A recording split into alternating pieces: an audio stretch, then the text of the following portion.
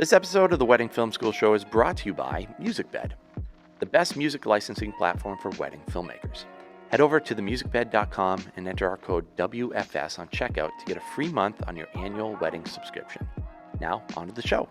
This episode is about creating demand because it's like a really critical thing, and a lot of people don't know how to do it, and they're in that place of struggle. There are really oversimplified ways to talk about it. A lot of them are true, but they're not the whole truth. And at the end of the day, what if we just said it's like really hard and it's a lot of work? Well, it is. It is. It's the only real way to create demand. We make fun of the people that are on social media that do those ads that are, if you just pay for my class, all the secrets will be unlocked to you, but it's not simple. Sure, I suck with email, but Yeah. I'm like, that means they don't have a good experience with you. Yeah. They're going to tell someone. They're really good to work with, but they're kind of a flake. Like, that's a bad experience. You're probably going to have to put the footwork in. You're going to have to go out there. You're going to have to connect with people. You want to short circuit and get to the top quicker. Get over yourself. Like, I don't care if you were like actually just love playing Call of Duty every night and you're just pounding down Doritos and like Mountain Dew. We do that too, by the way.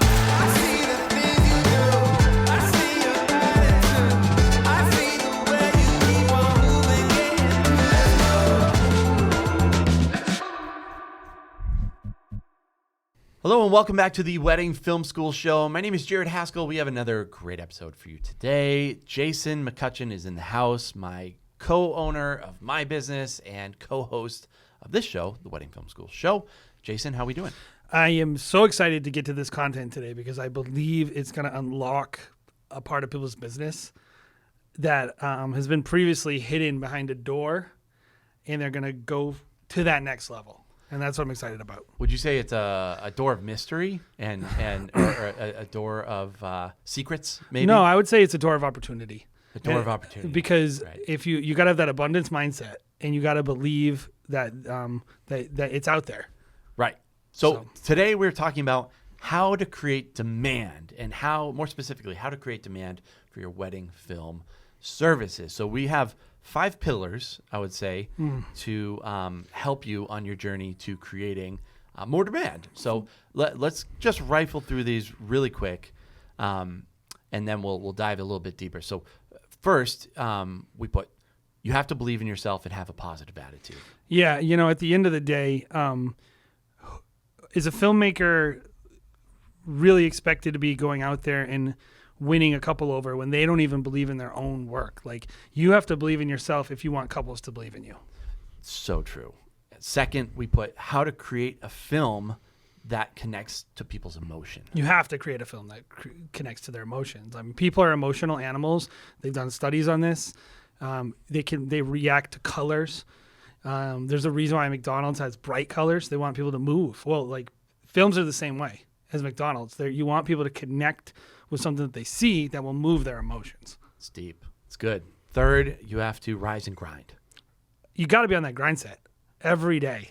Every day. Like, no one's going to outwork me. I get up, I put a book on triple speed, listen to it triple speed. I probably am listening to 3 books a day. Yeah. And I think, do I need to hear the information? Not really. I don't know what they're talking about. I think you're just absorbing all this knowledge by osmosis. And I think the same thing about editing. Do I need to actually know what I'm doing? No. Just grind. Go. Get it done. Grind your brain into oblivion, right? I mean, people complain about this stuff, but I'm telling you, it will set you free if you realize that there's just a construct around you. We'll call it the matrix that's keeping you inside of it. And if you are willing to rise and grind, you can break through. Right. Fourth, Instagram. TikTok is next. No, so on TikTok and Instagram are, I think, the wave of the future. Social media, now more than ever, is relevant.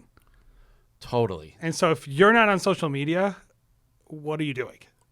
You're just living under a rock, apparently. You should be abandoned in the dark ages you came from.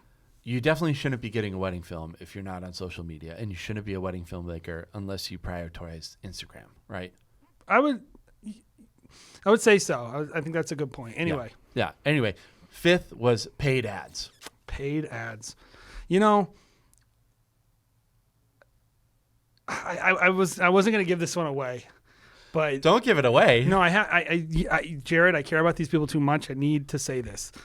We have filmmakers who are doing $25,000, $50,000 months Bitcoin with Bitcoin our worth. system Yeah. of advertising.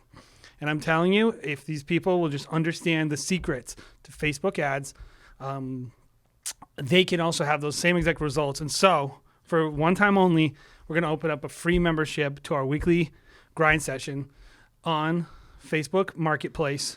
All you have to do is go on, sign up, and I will give you the secrets to having $100,000 weeks. It's called Rise and Grind JJ with Jason and Jared. Yes, Rise and Grind with J&J, and we will teach you the secrets to mastering Facebook Marketplace and or ads or yeah, whatever. Screw you. The meta. Yeah, whatever. Screw you. Who cares? Just whatever. One of those ad things. Like we're masters at it, and come to our masterclass and give me money. Facebook, go f yourself. Yeah, good. Of course, we jest because I think creating demand. Well, those aren't good points that we just had. No, I would say they're probably points if you and I wanted to make money and really took Well, ourselves I would say seriously, this. What's funny about all those is actually all of them are true. I think the key here is like we're talking about, okay, this episode is about creating demand. And I think this is like when we were talking about the episode, we were like, I don't know, hemming and hawing and kind of back and forth because it's like a really critical thing. And a lot of people don't know how to do it. And they're in that place of struggle. And there are really oversimplified ways to talk about it. Yes. And a lot of them are true, but they're not the whole truth. And at the end of the day, you just said like, what if we just said it's like really hard and it's a lot of work? And I was like, well, it is. It is. It's the only real way to create demand. Like we make fun of the people that are on social media, that are on Facebook and Instagram, that do those ads that are 30 seconds. If you just pay for my class, all the secrets will be unlocked to you. And you just have to do these 3 simple steps. And the truth is it's not really simple. You know, it might sell ads and it might sell classes and courses. But it's not simple. It's deep. It takes a lot of effort and a lot of time. The irony about anyone who's teaching you a class on how to do something is the second everyone else does it, it's immediately less valuable.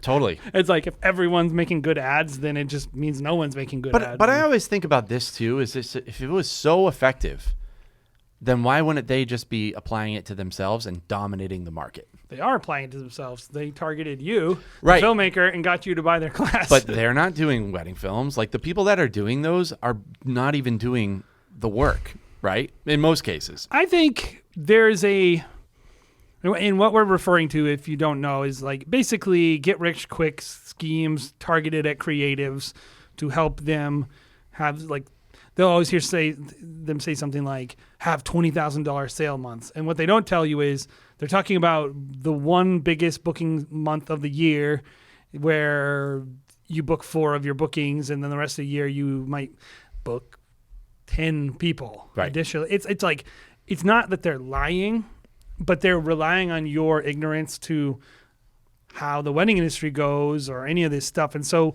we didn't want to do that. Yeah.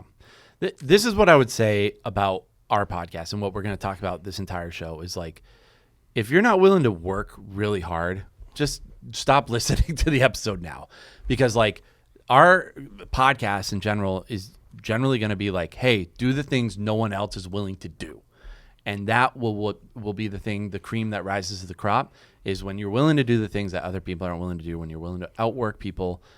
It's not simple. And so the reason why all these people want to do ads is because they no longer want to do the hard thing. They want to do the simple thing and make money off of filmmakers by tricking them. Wait, not ads, but you mean courses. Courses, but they do ads to sell the courses. And they want to sell you how to make ads because they know they can't sell you how to do networking because they've never done it. Right. So we're actually going to go through our actual 5 pillars, which, I wouldn't say are very simple.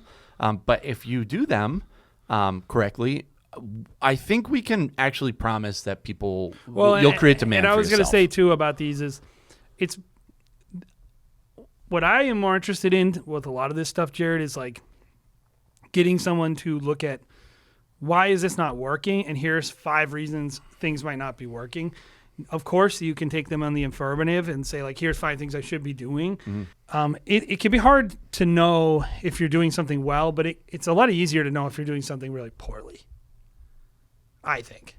Yeah. It can be like easy to know, like, out of these 5 things, I'm weak in these 2 areas or 3 areas, and I'm really strong in these 2 areas. But I think, especially if you've been doing it for a while and you know what people react well to. Or even like one of our tips today is like, make good films. I think most people think they make good films, but if people aren't reacting the way that you think they ought to be, it's on the table to question is really what I'm saying. Is like everything that we're talking about today should be on the table regularly when you're evaluating your business. And so in general, I think if people do like 3 out of these 5 things, they should be doing really well. If they do 4 out of these 5 things, I kind of would guarantee they're doing well. If you're doing all these well, you're a superstar, you're killing it. And so what's the first one, Jared? Yeah, before you give away the rest of them, Jason, give away our dramatic suspense here. All right, so the first one we have is create reach. So what do we mean by creating reach? What is reach when you're talking about getting in front of other people? Yeah, reach is a marketing term used in the industry, but also just I think most people basically know, which is it's a measurement of how many people your brand can touch with a given, whether it be on social media or an ad or through publications, whatever it is. Like a good brand, a good wedding filmmaking company will have reach, diverse reach. First of all, they won't just be relying on one source. They'll have a lot of sources. They will have their tendrils kind of spread out throughout their market. And I think, this is less to me about like what you should be doing, because what's funny about reach is like, depending on your goals, your market, your price, whatever about your business, like your reach, how many people you need to reach is going to differ. How many people you can reach is going to differ. But you need enough reach to actually create the demand that you want, right? Because so reach is really about, like, I always tell people this. In marketing, we would try to do like a 1% rule. So if we were running an ad or something, there's like multiple conversion points, right? There's a click on the ad, and then there's the conversion on the website, whether it be like collecting someone's information or getting the ad to the shopping cart. And then there's like close the deal, right? And so like you have multiple conversion points. You really want at every conversion point, like that number to go up, right? So this first group of people, uninitiated, they see the ad. 1% of the people, 1 out of 100 people who see your ad might click on it. And then out of that, like 10% of those people might actually fill the form out. And then out of that, hopefully you go up again, like 20% of those people make a sale, right? That's a numbers game, which is like, well, that doesn't make any sense, Jay. You said 100 people. What does that tell you? You need like 10,000 people to interact with your brand to get 1 sale. Right. So do you think reach has more to do than just marketing and getting your name out there through paying for No, it's all the same. I think reach is just a metric used to measure the effectiveness of your marketing. That is it's a lead measure before sales. And that's what I always try to get people to look at is don't just look at your sales, look at your reach. Yeah.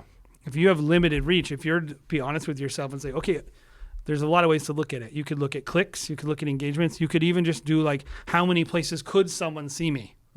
Right? Okay, like they can stumble upon me, like or for myself. They can stumble upon me via SEO on Vimeo or YouTube. They can stumble upon me in multiple publications this year. They can stumble upon my brands by going to planners, Instagram Reels, by following photographers, by checking out The Knot, by like we have a ton of different outlets where our name is out there. Like that's part of our reach. So it's like it's not just we have like 4,500 followers on Instagram. Well, yeah, but also the planner who put me on a collab has 20,000, and that other planner has 20,000, and that other planner has 20,000. Our reach is very significant. Right. I always see reach as having shallow influence over people. Like it's a shallow touch point. You're just creating some kind of really shallow connection with somebody, right? It's not going to be something that it's like someone's going to be watching like a 10-minute long video of you, but they're just seeing our name of one of our companies, Stop Go Love, Merriment Films. And then, the more that you are creating that shallow reach, touching somebody, they're going to start remembering your name more and more and more. So just putting that name in the back of people's head. So you're trying to create top of mind awareness. Right. And there's a couple ways to do this. You mentioned really both of them. One is going to be you pay for it. You pay to have reach. You get it out there multiple times. If you have unlimited amounts of money, you can probably generate some serious reach. We talked about it, with Tolman Media. They had a ton of reach. All these national brands, they have a lot of reach because they have a lot of money. They can get in front of a lot of people easily, right? Just shallow connections. People would be surprised. Like I remember reading a sales book years ago, Jared, and they said like it takes a person an average of 10 engagements with a brand before they're willing to make a purchase where they have like the trust. Exactly. And a lot of filmmakers, they're just not getting enough swings at the plate. Yep. They don't realize how many times you need to be in front of someone. And it's like, oh, you're telling me I have to like live and die off social media? Well, okay, that could be one way to do it. But like, I'm just telling you, you need a lot of exposure with couples. Yep. And the other way, so that's the immediate way. Have money, spend it, money, get in front of people. The other way takes probably a lot longer.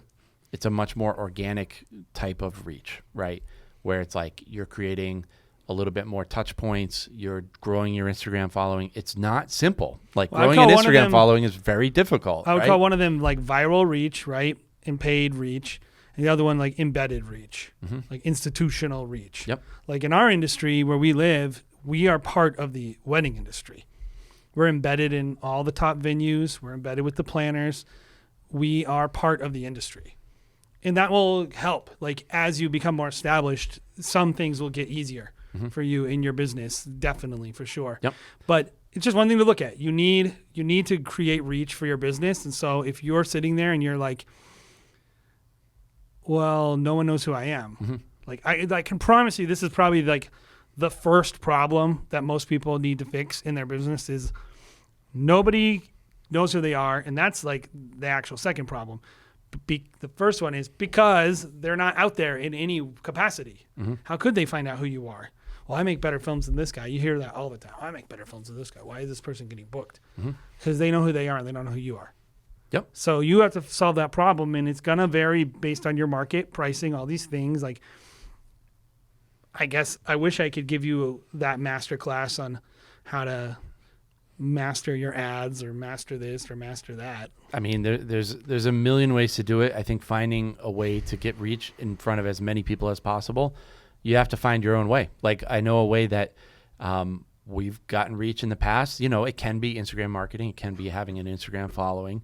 But it can also just be, hey, showing up. You have to go places to maybe some networking events. Connect with people. Sure. Like you have to make it or whatever. Not Weeva. What's the one in? Ilea is one in New England.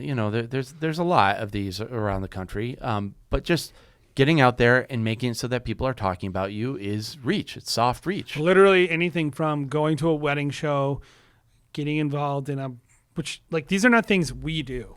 And I'm not saying don't do them, but I am saying anybody who tells you don't do that and don't do that, be careful with those people. Because a lot of them actually don't know what they're talking about. Right. And like if someone's like, don't go do a bride's group. Well, yeah, don't go to a bride's group if you're trying to sell them an $8,000 package. I mean, I guess do whatever you want, but I would doubt they're going to buy it. But like different things are going to work for different seasons in your business. This is what I would say. I would say we no longer do a lot of those things, but in the past I have done them. And I maybe don't think I have to go to them every single week to have reach. I know if I went one time, I made an impact. They remember who I am. Like that's another kind of part of this reach that we'll dive into a little bit. But I would say just you don't have to go to these things all the time. Just get your name out there. However, whatever it takes, to make sure that people remember who you are is soft reach, right? You got to care about this, and you have to know probably the biggest problem with not getting bookings is just not having enough visibility. So I would say if you're concerned that you don't have a lot of reach, you've just started, you have, under 1,000 people on your Instagram and no one really knows who you are, I would say write down 5 ways that you can get out there and make reach happen. A lot of times, if you're just starting out, you probably don't have a lot of money. You're probably going to have to put the footwork in. You're going to have to go out there. You're going to have to connect with people. So go do it. Like, if that's go to one of these groups, a lot of times these groups like ILEA, they'll let you go the first time for free. Maybe you never go again, but people might remember who you are. And then you can make these kind of basic connections that lead into maybe deeper connections, which we'll talk about in another point.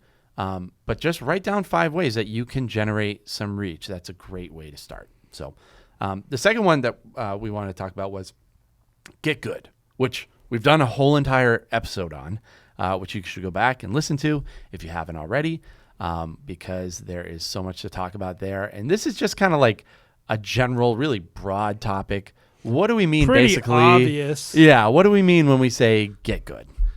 Make a product that on the market is considered better than most. Or just average, good enough, Well, I would say if you're average, your films won't provide lift in your reach. And that's the truth. If you're average, you're not going to lose out, but you're not going to rise above. If you're good, your films will actually lift you above the crowd and create more marketing opportunities. Yeah. Well, it's like everything. It's like there's a spectrum to your reach. There's a spectrum to getting good. All these points that we're going to make, it's like the more you do it and the better you are at it, the more you'll generate, demand. Yeah, and I don't have too much to say about this because I think it's self-evident. Everyone knows that you make a good product, people want to buy good products. Mm-hmm. I will say this is a really hard one on the other side if you're not succeeding at it because, if you're not good, chances are you don't know you're not good.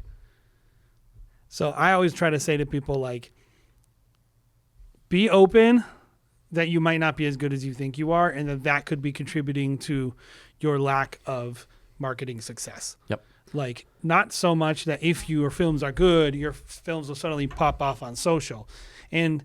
But to say, like, if they're not good, and by the way, TikTok doing well does not mean your films are good. Right? Like people not giving you money is what means your films aren't that good. And so if you're having a hard time closing the deal, you need to be open with yourself about, like, what are some things about my film, whether it's like, not that they're not good, but they're not meeting demand. Like, there's something about them that people are not happy about. You got to be open with the thing that you're doing is not necessarily helping your business. Yeah. And if you are concerned that you might not be good, it's hard to put yourself on some kind of like scale, I would say sign up for WFS Live, which is every Thursday at 1 p.m. Eastern Standard Time. That's an easy way to submit your film, have it be critiqued so you can find out if you're good. It's hosted by Jason. Every once in a while, Bobby and I hop on and we just critique people's wedding films. That's a great way to do it. It's a free service. Go over there and sign up. Weddingfilm.school. There's a tab at the top for live reviews. So make sure you do that. Next one is create an excellent experience. Pretty obvious, but this goes beyond being good at being a wedding filmmaker and just having reach, right? Well, I would think, like, creating demand for something is like basically you're creating the ability to have a conversation between humans about wanting it, right?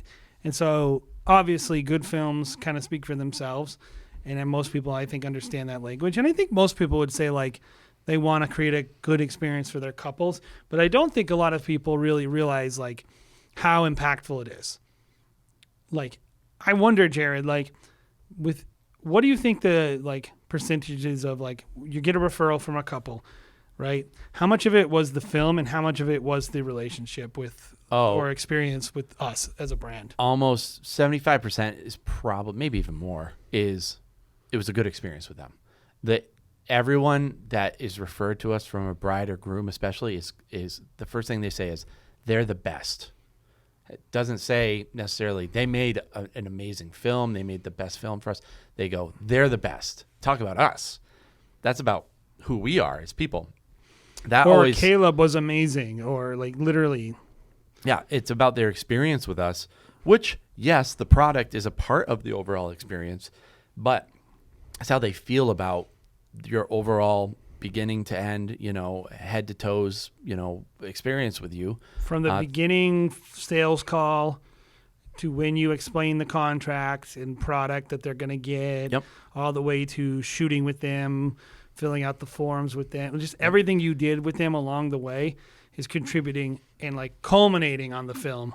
But it's like, what's funny about it is if they have a bad experience leading up, I know they're going to be less forgiving on the film. And if they have a good experience, they're going to like the film more. How weird is that? Nope. That's just how people buy all the time. It's their mood affects their overall experience. So if you can put them in a good mood, change their day around, like that's something when I'm hopping on the phone with somebody, I'm like, I want this to be the best part of everyone's day is when they're on the phone with me, talking about wedding films, relating to them, and if they want to get off the phone fast, that's totally fine. We're going to get off the phone fast. If they want to have a long conversation, more than willing to do that. Whatever they want, I'm going to roll with. Think about our packages, right? Our packages, when we talk about packages, we do think about money, but we talk about customers. And we always say, well, what do people want? Oh, people want it this way. People want it explained this way. Like, oh, everyone who's calling me wants this. And that's pretty much how we determine what we sell, is what do people want, right? And then how do we make it easy for them to get what they want? Like raw footage, we might not do this forever, but we've given it away for years, right? And it's like, who give it away? Well, no, I mean, kind of gave it away. Like, I think we were probably more expensive still than other people with raw footage. So I don't think we were giving it away. I think we were just rolling it into the price essentially as an experience. But the fact that the couple felt like we were giving it to them, they were willing to pay more off the bat. And it's like, that's like a little psychological thing that you're doing, where it's how you're presenting something to a person in the sales call makes them feel better about trusting you than someone else is kind of digging in a different direction. Like everything about this interaction is creating how they view the film. I mean, yeah. And we just have thought through this, and it's like, we are willing to do what other people aren't willing to do when it comes to that. And for me now, guess what? Giving away raw footage is super easy. And for you, it's super hard because you don't have a system in place. So yeah, I'm going to give it away for free and I'm going to look better than you. So that's a better client experience for me than it is when they call you. The client goes, they're not trying to nickel and dime me. Right. That's the experience they have when they call us. And we just give it away. We don't want to throw away clips of your grandma. Just so you know, I'm using that line against you. So sorry. And it's like, you could sell it, but you could also just charge $1,000 more and tell them they're giving it. Like, it's not that it's sneaky. It's like thinking about how it feels on the other end. When you're here, when you're being pitched something like, and it's thinking for people. Like, I know what people are thinking when I'm on a sales call with them. For instance, like talking about raw footage, I might say like, you might never look at your raw footage. A lot of people won't. That's totally fine. But then when you want a certain 30-second clip of your grandma, like, you have the access to it if you want it. And they're like, that's a good point. Yeah, no, yeah, I hadn't even think about that. Yeah, like that's giving someone a good experience. Like if you go to a nice hotel and they're thinking for you, they're thinking, hey, in the morning, whenever you might want to call for breakfast, make sure I'll put a reservation in now for you because it tends to get backed up. That's thinking for you because when you call the next morning and they're booked up, you're going to be like, oh man, that's a bad experience. And it's my fault. I didn't call them to make reservations. But guess what? They did it the day before because they're thinking for me. That's a good experience. Yes. It's all about, can you reduce the decisions a client has to make to actually see the films and notice that the films are good, and it's really about like creating that next sale for you, and it creates demand because it's the thing that people talk about when they talk to their friends about you. They'll talk about the film, and that obviously matters, right? But like what they're really going to say is, oh, that was a beautiful film, and they are so cool. They're so laid back. They're so this. And also, like, they got back to me. Like, there's a lot of ways you can screw up client experience that have nothing to do with your presence day of. Yep. I think a lot of videographers kind of fall into the trap of like, if my work is good, it will push me through sales. And you might be right, but it's definitely not going to amplify your sales. I've heard people say, Jared, people have a great experience with me. Sure, I suck with email, but Yeah. I'm like, that means they don't have a good experience with you. Yeah. Like you think that like because you showed up day of, they're gonna tell someone they're really good to work with, but they're kind of a flake. Right. That's not a good experience. Like that's a bad experience. And like, yeah, you can stomach it if you're good enough, but You like, might be able to get by for a while. why have the variable? Yep. Why have the variable? I would just say like make sure every part of your experience, every touch point they have with you, and this is what I'll say to close this one out. Just go through your touch points. By that I mean anytime you interact with a client in your process, anywhere you could interact, and make sure that every part of it is buttoned down from the first email to the last delivery point. Make sure there's nothing in there that's like constantly having hiccups and problems. And if you know, like, okay, that follow-up email after the sales call, I'm always 5 days late. I promise you, if you're really bad at any one of those touch points, it's costing you money. Yep. I would say when it comes to generating a good client experience, the number one rule is always do what you say you're going to do. And then the number two rule is always exceed people's expectations. Because if you say you're going to do a certain thing and then you don't do it, even if it's as small of a thing as like, I'm going to call you at noon and you call at 12:05, someone is going to be like, these people aren't tidy with their time. They don't respect my time. Like, even if it's like a tiny thing, those things can add up and become behemoths where it's like, these people are pissed at you. They think you're a flake. So like, do what you say you're going to do, even in the super small things like that you might not matter to you at all, but understand it might matter to a client, my dad especially the more money a client makes and the like, those things matter a lot more. They want to be treated better. My dad always says, put change in your pocket with people. Yes. So it's like, so then when something goes wrong, you have change to draw from. Mm-hmm. It's like, oh, like there was an issue with your film. If you were amazing all the way through and there's a mild issue with their film, it's going to go way better for you than if they have already decided you're a flake, you missed one of their appointments, all this stuff. When you call them and say, there was a problem, one of my cameras overheated, they're going to be like, okay, I've had it. Yep. You've been a flake this whole time. I'm done. And so if you're having these issues, definitely it's going to affect your demand. Yep. And I would also just add at the end, just no one's perfect with this stuff. It's always going to be a process. It's always going to be a journey.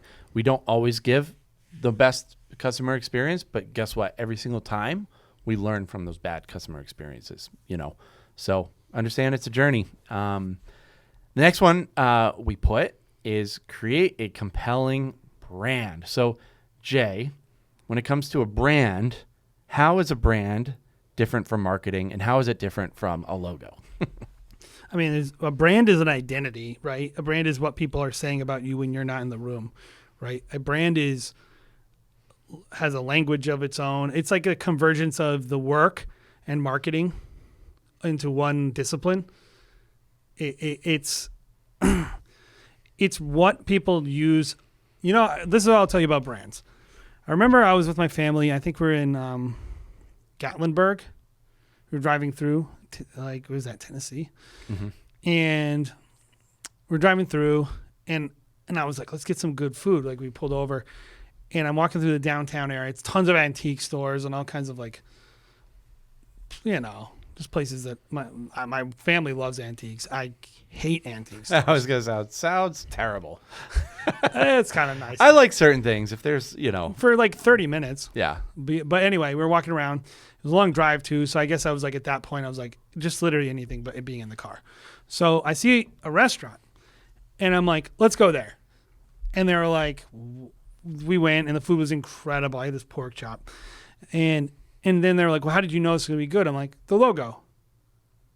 I was like, I knew that this logo was some hippy dippy person who wanted to go and do farm to table crap and all that stuff that I know is going to be good. I had an idea of what to expect from the restaurant by looking at the logo. And is that always true? No. There are plenty of things where it's not as advertised as they say, where you see the logo and we can all think of a place where it's like, oh, that's not true, Jay. I love hole-in-the-wall joints. Yes, there's always exceptions on both sides. Terrible brands with great services, great brands with terrible services. Most of the time, though, it's like when you go into a restaurant and it's dirty. Yeah. I was going to say, your bathroom is a brand, bro. Yes. Like, how clean is your bathroom? So it's like, that's ultimately like people are taking in all this information about you that's satellite to your core service. And it gives them an idea of what to expect from your core service. And it does a lot of work for you. A solid brand will just like, you know, like I look at a lot of the top people in our industry and people go like this. Oh, he's amazing. She's amazing. Why? They did that person's wedding. That literally has nothing to do with the film, Jared. Their brand is now, though, coupled with something that someone goes, trust. If, you know, the Biden family trusts Lindsay and Cherish, then they're good. And if this planner trusts Jared, then they're good. And if so, it's like there's a lot of things that are like statements about your brand that are happening outside of the film. And a lot of people, they don't think about that. And so like this comes into your website, right? Your logo, the fonts you use, like the way you carry yourself on the wedding day, the way you dress, the size of your font in your film, the size of your logos, the way your forms are organized, the kerning on your website, the line spacing on your website. Like every single little element is telling a story to someone. And the amount of people who I see who are trying to create demand, who literally have unfinished websites, blows my mind, Jared. Does it? It really does, because like I'm an 8, and 8s always think. An 8 on what? Explain that. Enneagram. 8s always think it's a challenger, is what it means. And the core thing of an 8, challenge is Myers-Briggs. But an 8 always thinks, why doesn't everyone see this? This is so obvious. Why would you ever think this way? Why would you think that someone's going to overlook this? They're clearly not going to overlook this. You don't even overlook it with a pizza place. This is what I need people to understand is you want someone to spend $5,000 on a wedding film and like you have grammar errors on your website. That is a terrible brand. You have a font, like a logo that looks like it was like not even Fiverr. Like you made it, wedding filmmaker. You're not a designer. Maybe hire someone. Like, you know what I mean? It's like, I feel like we talk about branding a lot, but then people, you know, maybe the challenge here with branding, Jared, is like it is a discipline and it is a skill, and I think overpriced sometimes, and people don't know how to get great branding for cheap. Right. And That's so true.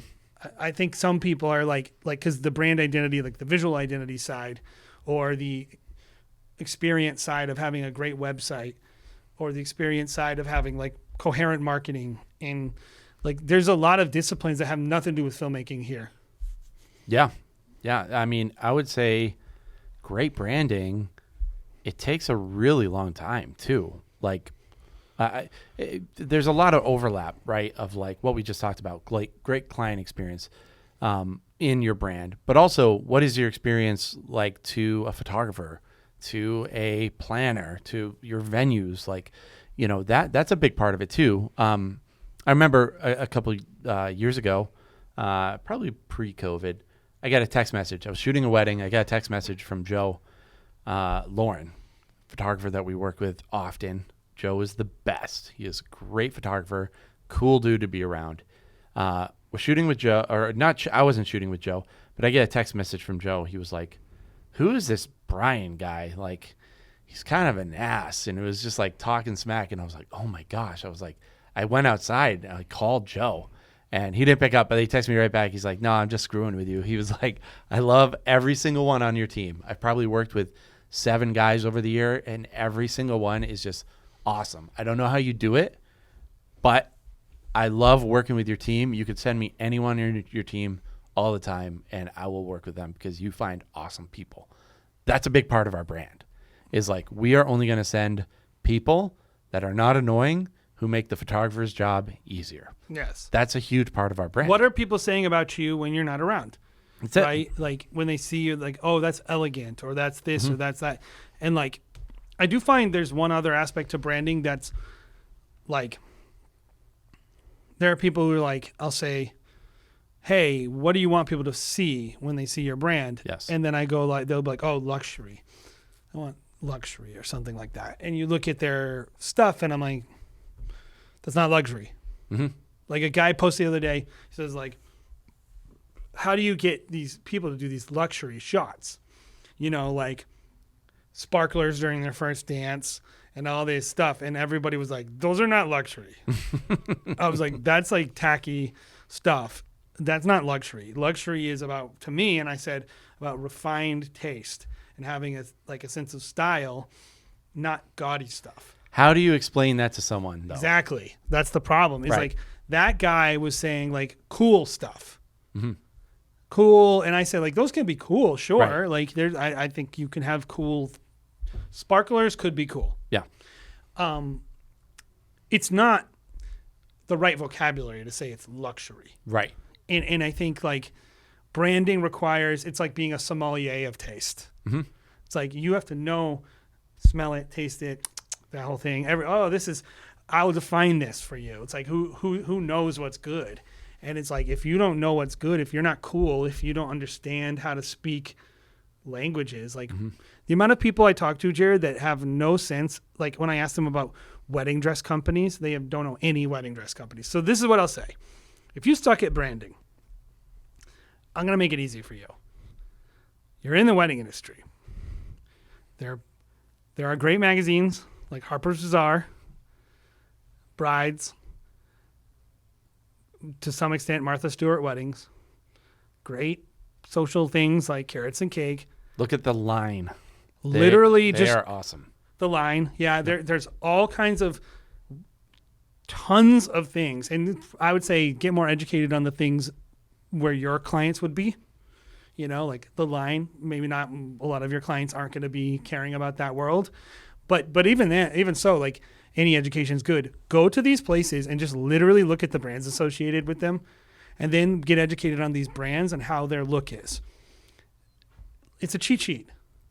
Just copy wedding brands. Something that stood out, we just did our interview with Peyton Frank, and I was shocked. I guess not shocked, but I couldn't believe the vocabulary she had about just who is in the luxury industry. Like Peyton Frank is a luxury wedding filmmaker. Yep. She knows everything about luxury, the world of luxury weddings, not just luxury filmmaking. She knows the entire scope, the entire landscape of people that are working in the industry. And I would say if you want to do luxury weddings, you have to beat Peyton Frank. You have to either be her or be better than her. We at least have to understand the language. She has a huge head start on you, so good luck. Well, it's like you can't just go, is my films as good as this person? It's like, do you know how to speak the language of the client you want to work with? Yep. And that's what branding is. And like at the end of the day. Because when you're around a planner, when you're in the same room with them, you have to speak luxury weddings. You can't just be there and be like, oh yeah, I've never heard. You need things to say that impress this person to tell them, hey, I know about this sphere. Well, I asked a person the other day, I was like, you know, blah, blah, blah, Vera Wang, which I think is like basic. Basic. It's Huge. barely even luxury, Huge. right? Vera Wang is massive. And they didn't know who Vera Wang was. Yeah.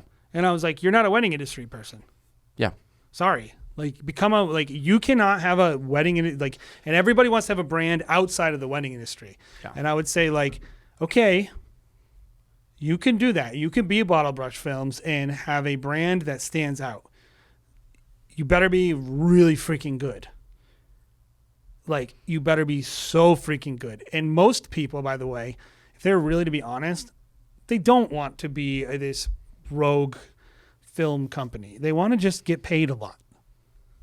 And they want to work regularly. And that's what we're talking about, increasing demand. We're not talking about creating films that are emotionally satisfying or creating special, unique demand. We're talking about like more people calling you so that you aren't sitting on your butt having to go work for Tolman Media. Yeah. It's like, Yeah. And I would say you don't have to do these things. No. But again, it's a spectrum. Yes. People that do this really well are going to kick your ass. So do it or don't do it at your own expense. Yeah. And ultimately, that comes down to if you think your brand is awesome and you're not getting demand, maybe your brand is not awesome. Mm-hmm. And you need to be honest with that. Yep. Last one, we put get connected. Yes. This is big, man. It's one of the things that we do really, really well that I have a really hard time pinning down sometimes. Really? Yeah, because it's like, it's such a, there's this whole thing, how do I go to networking events? How do I network? And there are quick answers, like go to the events we mentioned before. But then there's like this complex network that we have, like where we shot someone's wedding and then they went and worked at this one venue that wasn't really even a wedding venue. But then we did a few weddings there, but then it's like, there are people who have worked for high-end planners where they're their assistant and then they start their own company. It's like, by virtue of us being embedded in the industry, networking becomes a lot easier. Because you're just at events all the time. And the best way to get connected is to be at events, right? And so that, I guess, first tip, network with the people you're working with.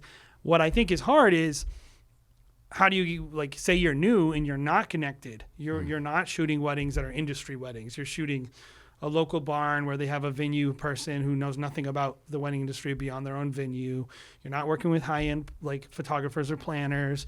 You don't live in a city like we do where you have, like, events where industry events. Like, that's where things, I think, get a little trickier, or maybe it's just always slow like this, but that's what I really mean. It can be hard to pin down, like, when you're doing it well, but sometimes I think it's hard to know, how do you get started with networking and getting connected.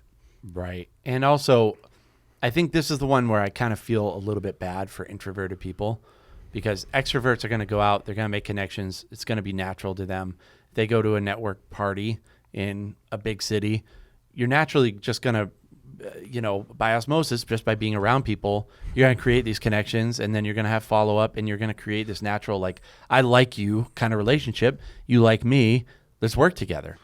Introverted people, I think it has to be a lot more of an effort, right? Where it's like you have to make the time to text message someone and be like, hey, I was thinking about you. And the last wedding that you did, I saw this, and I thought I saw this sign. And I thought it might be good with that kind of. You have to really be thoughtful. But I've seen a lot of both extroverted people, but also a lot of introverted people be very successful in creating deep relationships. Let's think people. about me and you. Now you are, what are you, a 3? So this is interesting. I was going to bring this up, actually. I thought I was a 3, but then you said I was a 7. I looked at a 7. I was like, I think I might be a 7. I need to take the test. I think you're a 7. I think I'm a 7 too.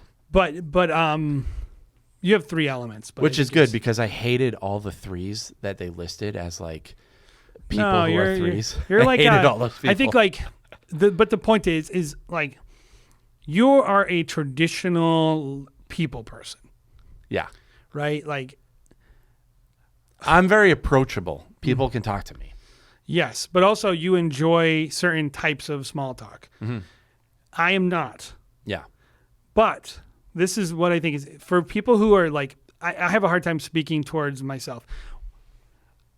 I can speak towards you. Jared is very, very, like, if you're a type of person who goes to a party and immediately has a crowd, or immediately can just do 30 minutes of small talk and win you over that way, that's Jared. Like, he can do the other stuff too, but he can go into any social environment. Do I do okay in networking? You want to leave very early. After you've made your rounds, you're like, I talked to this person. I have an agenda. I'm going to talk to that person, that person, that person. Do the rounds, then you come back and you're like, I'm done. But is it effective? It is. And you're very directional. But, so I say all this to say, there's more than one way to skin a cat. And so be yourself, like, but also you got to at least, like, I'm not, like, comfortable with small talk. I'm not comfortable with certain environments. I don't drink. Like a lot of these environments, they just aren't my best. I know I'm best solving someone's problem, listening to something that's going on in their life, hearing about a deep thing, talking about, like, the person who, like, I don't want to do crap, right? And so now, given, I think I have credibility to be able to pull that off, and I don't think I always leaned into that in my whole career. Like, for a long time, I would just go play the game. now as we kind of have more credibility, I think I'm more like, I don't have to do this. I'm not going to do it. But I do think be yourself. But you got to at least you got to put yourself out there. Yep. I would say a lot of this really just comes down to, we're talking about like parties, but like a lot of this comes down to just putting effort into it. Like this is, again, it's just work. It's just hard work. Like if I want to make a connection with someone, planner, photographer, whoever, I'm doing research beforehand. If I really want to like make a relationship work, if I'm like, that's a strategic partnership with this person that I want to be connected with, I do my research. I look at them.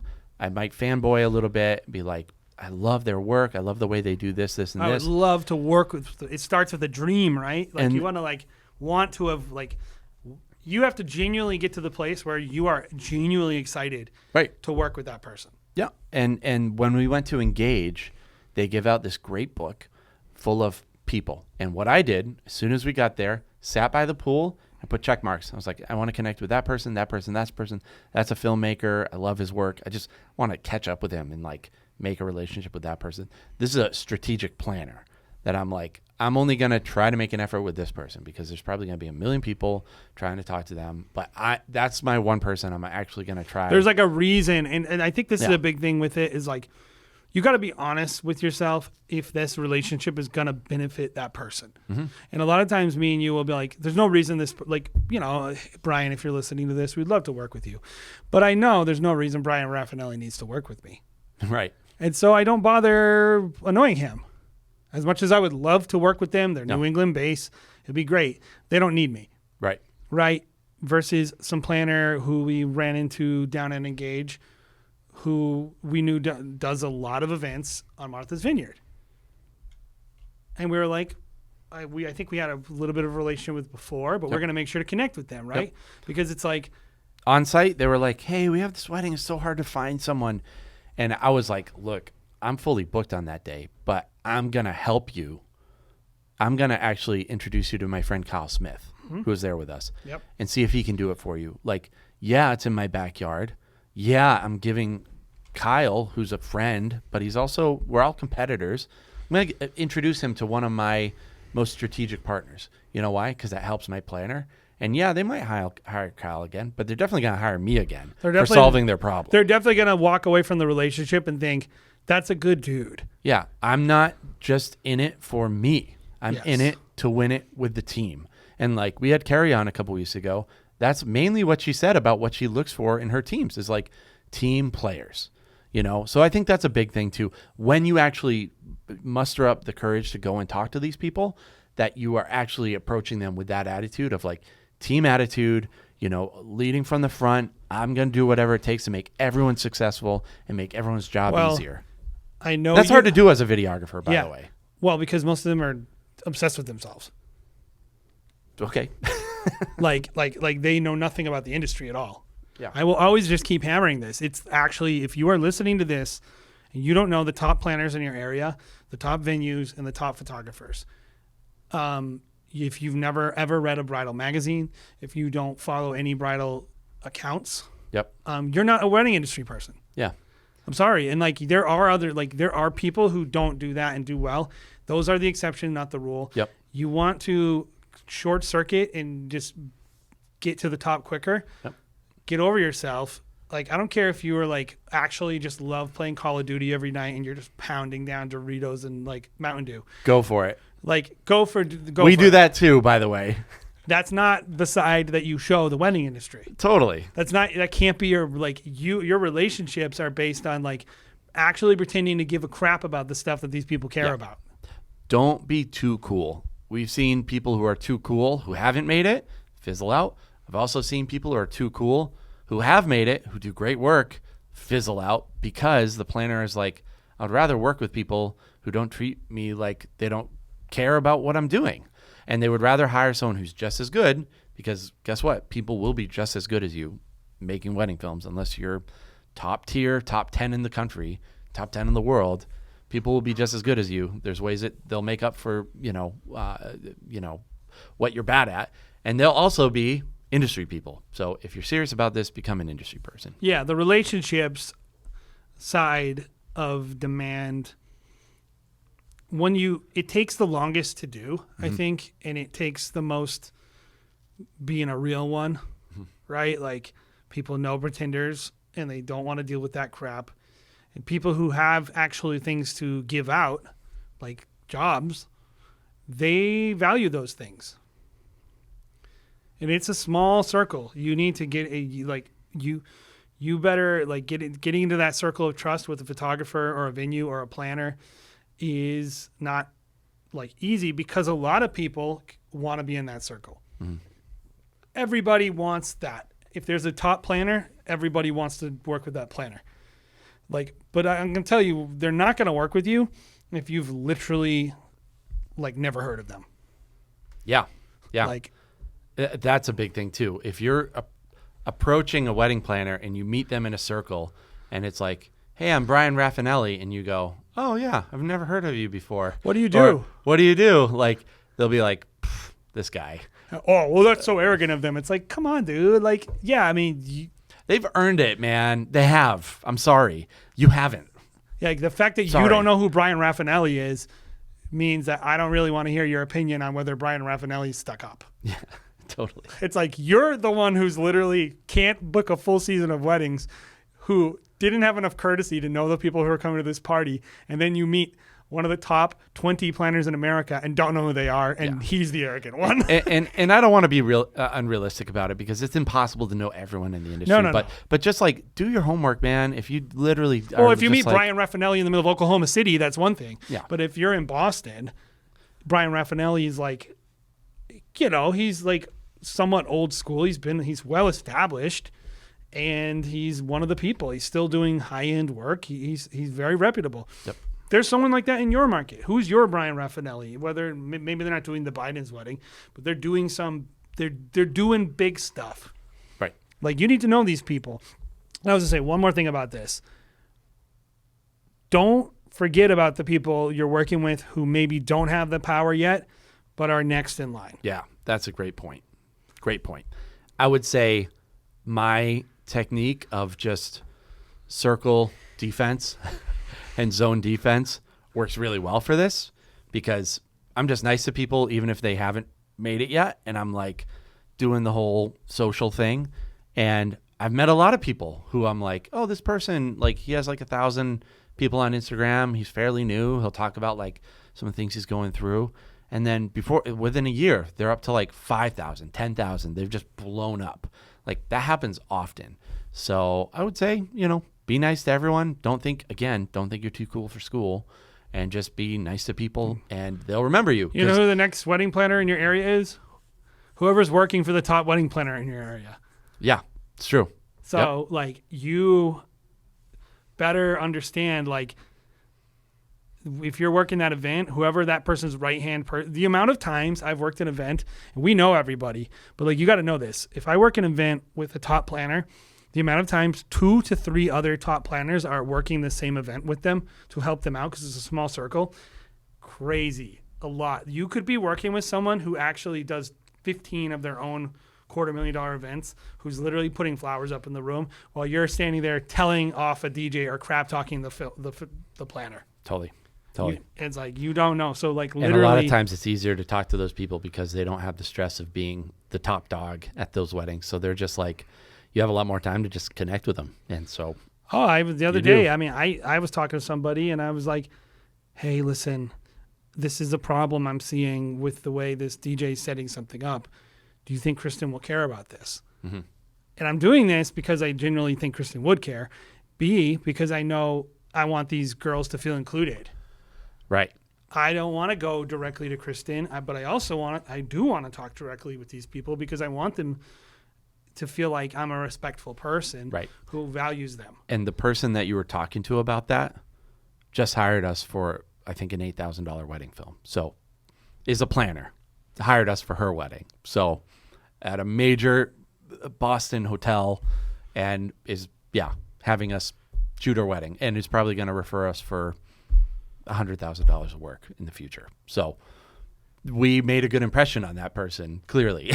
So that's how it works. That's how it always works. Connection works. It's you bring your expertise to the table, always serve people, always be kind, And always keep in mind that everyone's contribution to everything in that wedding is valuable to them. Yep. And that they want to do a good job. And if you bring that to the table and you serve people and just don't crap talk people at weddings, you'll be Gucci. You'll be Gucci. So to recap, create reach, get good, create an excellent client experience, create a compelling brand, and get connected. Those are the top 5 pillars to creating demand for your wedding film business.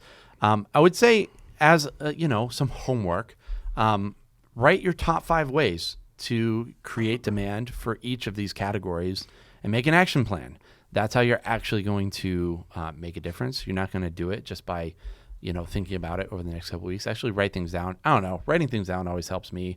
You seem to be someone who just remembers everything in your head. I'll make a PDF. I'll make a PDF for you guys to download, and we'll just put them out there. Sure. And you can just fill in the top 5 ways. And I would also say, out of these top 5, or these 5 things we had said, these pillars, I'll put a little number on them. I want you to label them 1 through 5, areas where you're strongest to areas where you're weakest. Because I really, like we were saying, I don't think you need to be an all-star at all 5. Right. But you better be able to say, I am satisfactory to excellent at least 3 of them. Yep. And I don't think you can be terrible at any of them. Yeah, I would agree. If you're decent, if you're 7s on 3 of these, you'll probably do okay. If you're 7s in 4 of them, you'll probably be getting regular work, creating high demand. If you are, a 7 out of 10 in all 5 of these categories, you'll probably be a juggernaut. I would say, and there's going to be some variance there. You might be a 10 in one category. But you can't be a 10 in one category and a 4 in all the other ones. Right. It won't. None of them doing well will be able to being the best in one of these areas is not enough to overcome being terrible in any of them. It's very true. Very true. So, guys, hopefully this has been helpful for you in creating demand for your business. I mean, this is the number one kind of question I feel like a lot of people are asking is just how do I get work? It's you have to create demand for yourself. I've struggled to answer it too because it's hard. I don't like we were making fun at the beginning of the episode, but it's I don't like that stuff. There's no cheap way to do it. No shortcuts. No shortcuts here. You're either going to have to pay with money in a lot of these cases, or I guess in one of those categories, or you just have to pay with time. Well, this will be the last thing I say, and then you can do your ending. Okay. Demand at any cost is easy. Demand at a margin that is actually conducive to running a quality business that actually makes money, it takes time. So you could give away all your margin and pay a bunch of money for ads. You could definitely do that, and you could lose a bunch of money, but I promise you, if you run ads, you can sell some weddings, right? The key is creating a reliable, affordable cost of acquisition for your couples. And that's usually a mix of these things, whether it be paid ads or all the things that go into cost are your time, right? And your money. So whether it be you want to put in less time, you want to put in less time and you want to put in less money to get more customers. That's effective demand. If you have to put in maximum time and maximum effort, maximum money, okay, maybe for a short season, that's okay. But what we're talking about is trying to produce sustainable demand that's at a cost you can afford, whether it be your time or money, that allows you to be as profitable as possible and have sustainability over the long haul. Because that's what we're talking about. Yep. Great point to end on. So if this has been helpful for you, what I want you to do is give this episode 5 stars if you're listening to this wherever you listen on podcasts. Super helpful for us, super helpful for the algorithm. A lot of free tips here that will probably make you a lot of money. So 5 stars would be super helpful. Don't worry, someday we're going to paywall these. Yeah. Also, if you are interested, follow us on YouTube. We actually have 2 YouTube channels. One is Wedding Film School. That's kind of our more YouTube-y content. And then the Wedding Film School show is our podcast. It's our longer form content. Give us a follow over there as well. I think we're up to 6,000 subs on the Wedding Film School show. ever growing, and that's great. So we appreciate you guys there. And lastly, Instagram and Facebook. Facebook, we have an online community full of wedding filmmakers that are happy to give you feedback on your films, happy to give you feedback on any kind of questions you might have. It's a great community. I think the best wedding film community in the world. Best in the, I mean, honestly, like, I don't mind bragging. I like bragging. I think bragging is great, actually. As my first tip said, and this thing is you got to believe in yourself and no one else will. And I would say we have the best overall wedding filmmaking education, especially for free, in the world, the most comprehensive across the board in terms of the things that we're covering. So if you like to grow as a wedding filmmaker, check it all out. Guys, have a great week. We'll see you again next week right here on the Wedding Film School Show.